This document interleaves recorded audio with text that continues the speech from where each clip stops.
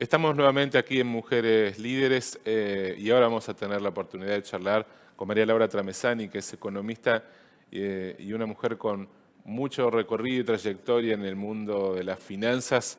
Es un gusto, María Laura, recibirte Oh, acá. muchísimas gracias por la invitación.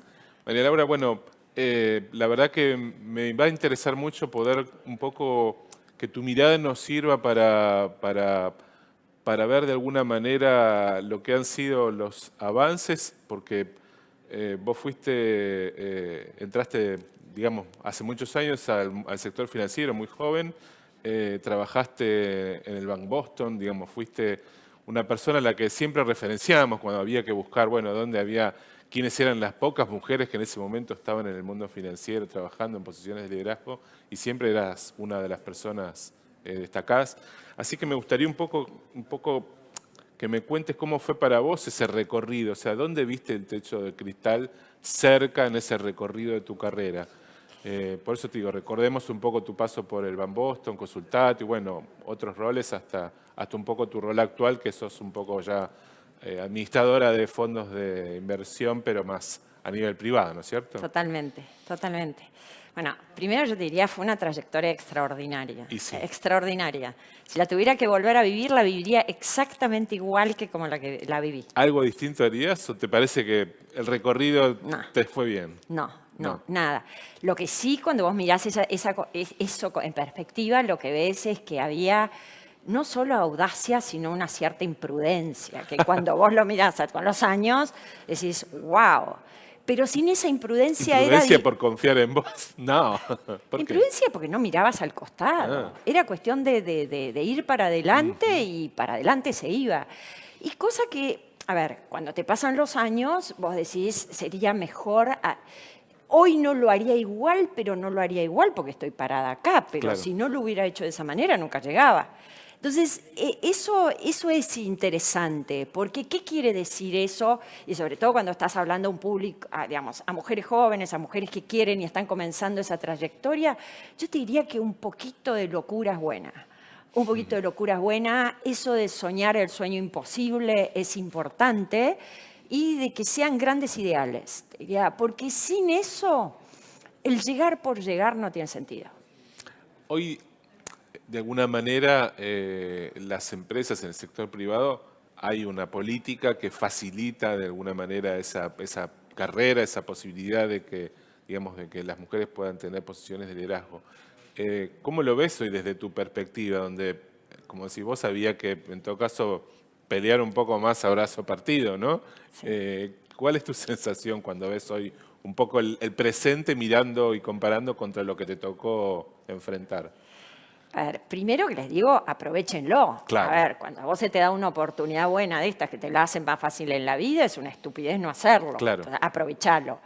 Ahora, cuando también las cosas se te hacen más fáciles, tampoco el desafío es tan grande. Y ese desafío, en las que lo tienen, genera una doble adrenalina. Exacto. Entonces, es muy buena esa adrenalina. Ahora, si con esa adrenalina encima me la hace más fácil, y chicas de abajo te empujan y llegas más rápido. ¿Cuánto tuvo que ver tu familia un poco en esta trayectoria que pudiste recorrer? Mira, a mí eso es una cosa que me encanta verla, porque para todos nuestros cimientos es algo fundamental en la vida para cualquier cosa que hagamos. Y yo te diría que los roles en mi caso, digamos, mi padre y hasta mi abuelo, en los cuales ambos tenían un respeto profundísimo por la inteligencia de la mujer, en todos sus ámbitos, ¿eh? Mi padre, digamos, nada, eran profesionales los dos y se rodeaban de mujeres. Eso era una cosa novedosa. Mi madre era profesional, mi abuela había sido secretaria también, con lo cual también eran mujeres interesantes, si bien las dos dejaron sus profesiones para en su momento.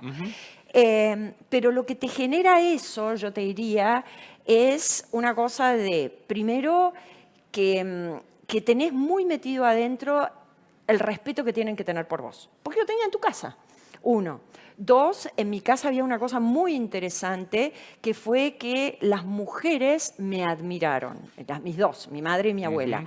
Esa admiración, todo ese contexto psicológico, si querés, a vos te hace llegar a la vida profesional pensando que te va a pasar lo mismo que en tu casa. No te pasa lo mismo, pero cuando las papas queman y te mirás para adentro y te metés y decís, esto se podía, la autoestima la tenés porque eso se te genera en tu casa. Claro. Entonces, no es nada menor. Y de ahí yo te diría, de nuevo, hacia las mujeres, que ahí es donde yo les tengo bastante cosa donde cuando vos sos la primera en tu generación, digamos, mirando para atrás, que estás caminando ese camino y no tenés referencia, es bastante más difícil. Por eso yo las respeto muchísimo a las chicas que están, digamos, que son las primeras en su estructura familiar. Vos desarrollaste tu carrera, como mencionaba un poco al comienzo, básicamente en la industria financiera. Si tuvieras oportunidad, bueno, más allá de recorrerlo, digo, ¿hubieras elegido la industria financiera o te hubieras volcado hoy te hubiera traído otra cosa en este pensar de nuevo que hubieras hecho si tuvieras la oportunidad de volver al punto de arranque? Mira, ¿por qué me interesó la industria financiera? Y ahí vas a encontrar la respuesta. Porque dinero y poder son las dos caras de una misma moneda. A mí el poder me encanta. Eso ya no. ¿Y por qué te encanta? Y te lo digo con toda sinceridad y con toda digamos, porque desde el poder se puede hacer mucho, mucho. Se derrama. Entonces, si vos tenés esa sana ambición y te gusta llegar, te das cuenta que lo que haces tiene un impacto fenomenal. Las finanzas en el mundo siguen siendo un lugar de alto poder, pero en esta recomposición y en este siglo XXI van a haber muchos lugares muy interesantes. Es decir, el mundo de la inteligencia artificial, el entendimiento de las neurociencias, es decir, hay tanto lugar desde donde vos podés cambiar la realidad que yo te diría, no es el único, es el único. Hoy, si yo me dijera, si me revisaría, lo que sí haría es agregaría muchas más cosas de las que hoy están en vigencia. Es decir, le agregaría neurociencias a las finanzas, ¿entendés? Le agregaría kilos y lo va a agregar de inteligencia artificial. Es decir, todas estas cosas para potenciar lo que hoy tenemos en finanzas, ¿no? Es un buen punto, digo, además porque me gusta tu honestidad, decir, bueno, el poder ayuda a cambiar las cosas, vamos a buscarlo para poder hacer un cambio, ¿no? Totalmente. Vos en algún momento dijiste que a algunos hombres les cuesta mantener una relación profesional de paridad con mujeres que obviamente tienen un poder parecido o están un poco a su altura. ¿A qué lo adjudicás? Siendo que hoy, si querés, no sé si hablabas del pasado o del presente, porque en el pasado tal vez sea más entendible y en el presente un poco, ¿cuál era tu mirada sobre eso? Mi mirada sobre eso es esto que te decía al principio de cuando vos te mirás hacia atrás. Es decir, vos mirás hacia atrás y tu estructura familiar, tu mamá no trabajaba, tus hermanas estaban formadas para hacer otra cosa y vos te encontrás hoy con una mujer que es un par y decís, ¡ay Dios, cómo la trato!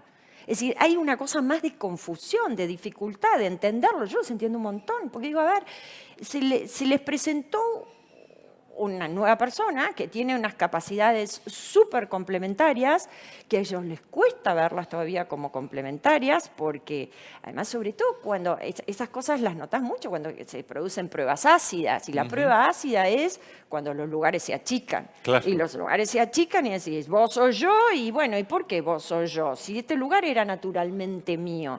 Y mirás para atrás, y la historia familiar no tenés dónde pararte, mirar dónde a tu mamá no te iba a pelear, tus hermanas no te iban a pelear, esos eran lugares naturalmente masculinos. Entonces todavía, lo que yo veo es que todavía, no es que los pasos son fenomenales, pero todavía falta un montón.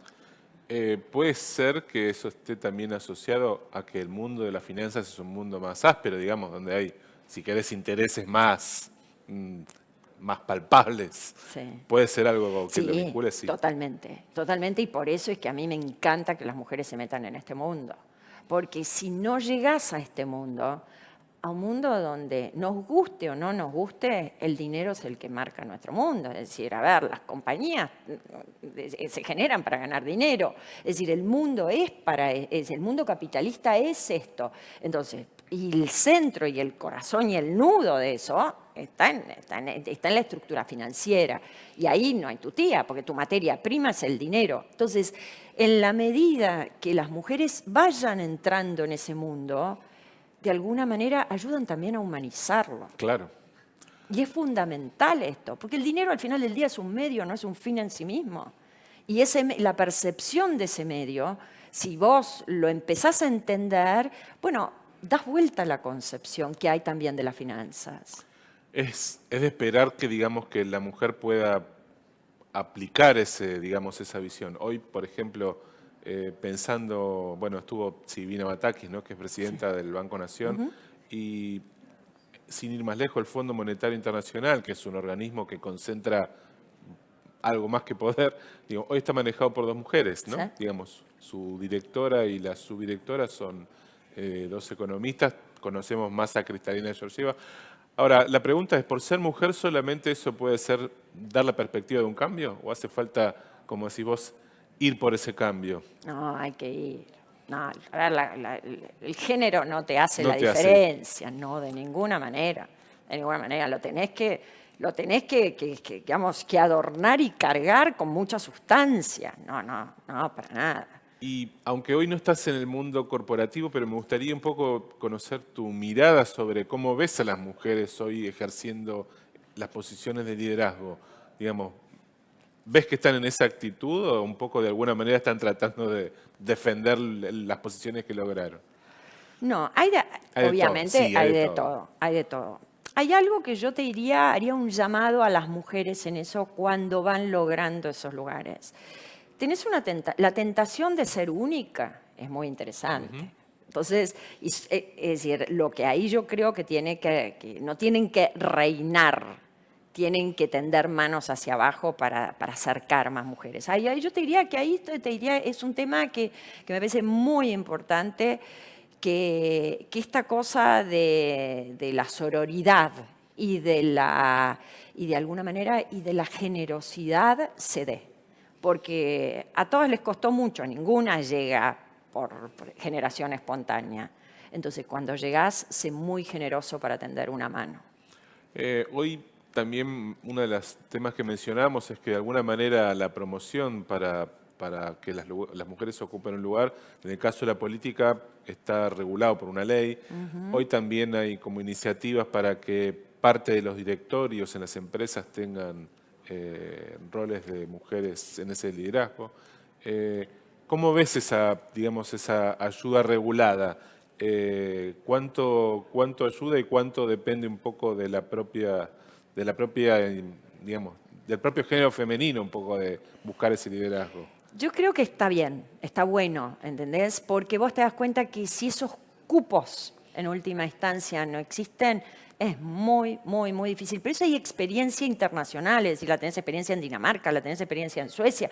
No tenemos que decir esto es propio de un país, de los países subdesarrollados o de países donde, digamos, con historias mucho más machistas. No, eso ha ocurrido en toda la humanidad porque es la historia de la humanidad. No nos lo cuestionemos. El tema que vos tenés es, los cupos ayudan.